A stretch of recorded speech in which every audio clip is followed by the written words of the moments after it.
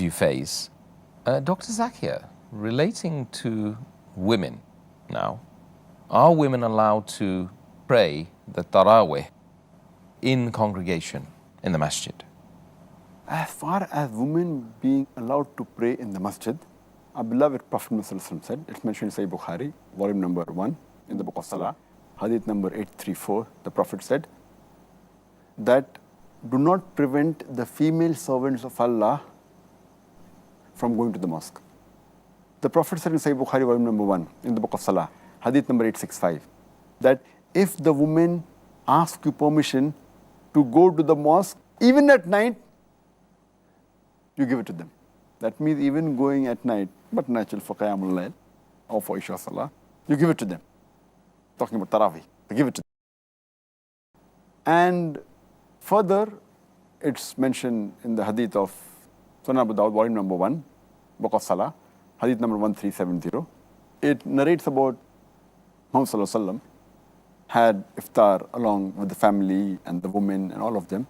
And then they prayed at night, the Qiyamul Layl. And they nearly missed their falah. Falah is success.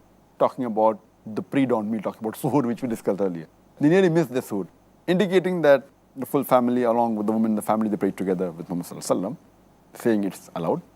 Further, it's mentioned in the hadith of Sahih Muslim, point number 1, in the book of Salah, hadith number 881. The beloved Prophet, he said that the best row for the men in Salah are the first rows, and the worst is the last row. The best row for the women are the last rows, and the worst rows are the front rows. That means the women can go in the mosque to offer Salah, even Qiyamul Layl. But there are some etiquettes. The men should be in the first row, and the women should be in the last rows. And they should be careful, they should not create a fitna, that's important. Not have, where sometimes ladies come with all glamorous dresses, and they wear adornments and ornaments, etc. As the Quran says in Surah Nur, chapter number 24, verse number 31. Say to the believing woman that she should lower her gaze and guard her modesty, and display not her beauty except what appears ordinarily of, and draw her veil over the bosom.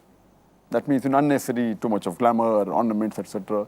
And Quran says in Surah Ahzab, chapter 33, verse 59, that, O Prophet, tell your wives, your daughters, and the believing women, when they go abroad, when they go out, they should put on the jilbab, the cloak.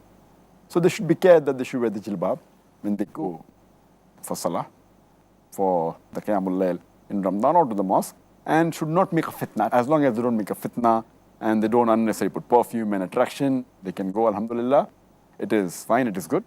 And it's further mentioned in Sahih Bukhari, volume number 1, in the book of Salah, hadith number 849, that the Prophet, after when he led the congregation, he turned to the people and he waited. And the women immediately got up and they left. And the narrator says that, maybe the Prophet did that purpose so that he didn't want the men and women to meet.